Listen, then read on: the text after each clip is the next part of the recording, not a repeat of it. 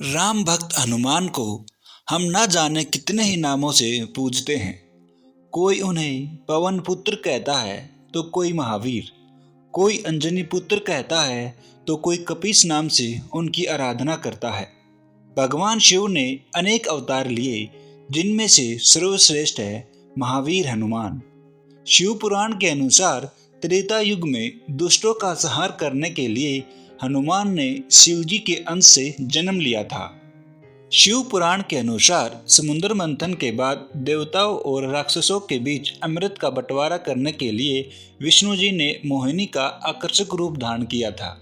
मोहिनी को देखकर भगवान सदाशिव ने अपनी लीला रचते हुए वीर्यपात किया, जिसे सप्त ऋषियों ने सही समय का इंतजार करते हुए संग्रहित कर लिया था। जब वक्त आया तब सप्तऋषियों ने शिव के वीर्य को वानर राज केसरी की पत्नी अंजनी के कान के माध्यम से उनके गर्भ तक पहुंचाया। भगवान शिव के इसी वीर्य से अत्यंत पराक्रमी और तेजस्वी बालक हनुमान जी का जन्म हुआ था। वीडियो में आगे जाने से पहले कृपया करके इस वीडियो को लाइक और हमारे इस चैनल को सब्सक्राइब जरूर करें।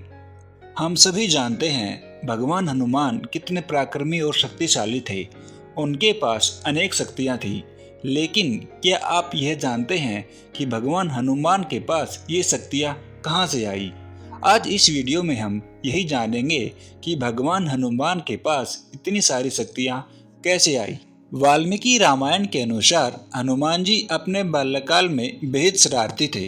एक बार सूर्यदेव को फल समझकर उसे खाने दौड़े तो घबराकर देवराज इंद्र ने उन पर वार कर दिया। इंद्र के वार से हनुमान बेहोश हो गए, जिसे देखकर वायुदेव अत्यधिक क्रोधित हो उठे। उन्होंने समस्त संसार को वायु विहीन कर दिया। चारों ओर त्राहिमाम मच गया। तब स्वयं ब्रह्मा ने आकर हनुमान को स्पर्श किया और हनुमान जीवित हो उठे। उस समय सभी देवतागण हनुमान के पास आए और उन्हें भिन्न भिन्न वरदान दिए। आइए जानते हैं भगवान हनुमान को कौन कौन से वरदान मिले। भगवान सूर्यदेव का वरदान। सूर्यदेव द्वारा दिए वरदान की वजह से ही हनुमान जी सर्वशक्तिमान बने। सूर्यदेव ने उन्हें अपने तेज का 100वां भाग प्रदान किया और साथ ही यह भी कहा, जब यह बालक बड़ा हो जाएगा तब स्वयं उन्हीं के द्वारा ही शास्त्रों का ज्ञान भी दिया जाएगा। सूर्यदेव ने उन्हें एक अच्छा वक्ता और अद्भुत व्यक्तित्व का स्वामी भी बनाया। सूर्यदेव ने पवन पुत्र को 9 विद्याओं का ज्ञान भी दिया था। यमराज का वरदान। यमराज ने हनुमान को यह वरदान दिया था कि वह उनके दंड से मुक्त रहेंगे और साथ ही वह कभी यम के प्रकोप के भागी नहीं बनेंगे। कुबेर का वरदान।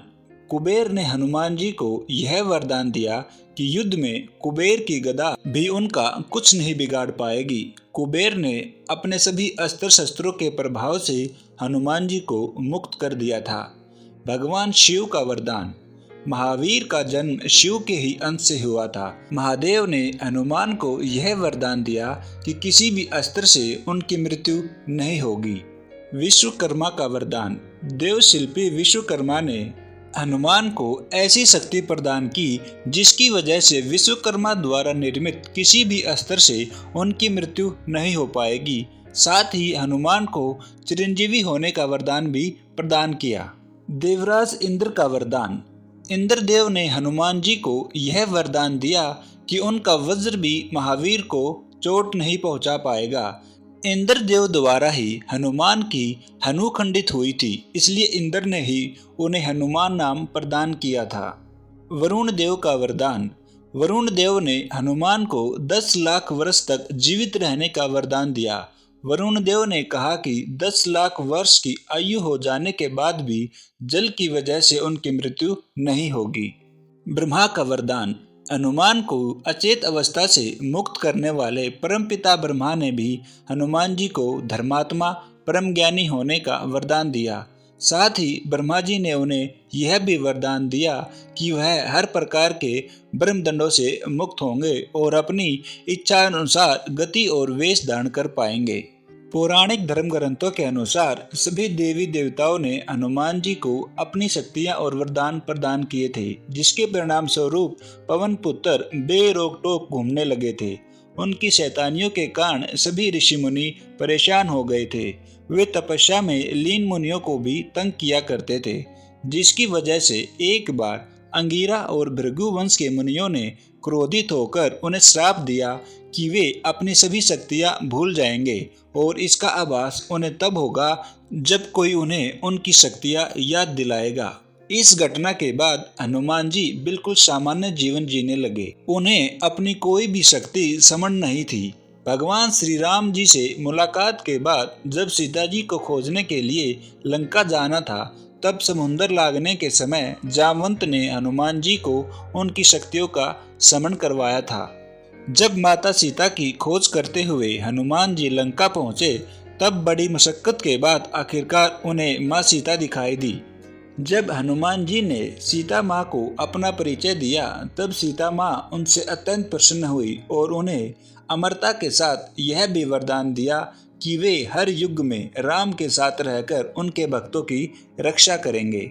हनुमान चालीसा की यह पंक्तियाँ अष्ट सिद्धि नौनिधि के दाता असवर दीन जानकी माता का अर्थ है कि माँ देवी सीता जी से महावीर हनुमान जी को ऐसा वरदान प्राप्त हुआ जिसके अनुसार कलयुग में भी वह किसी को भी 8 सिद्धियां और 9 निधियां प्रदान कर सकते हैं।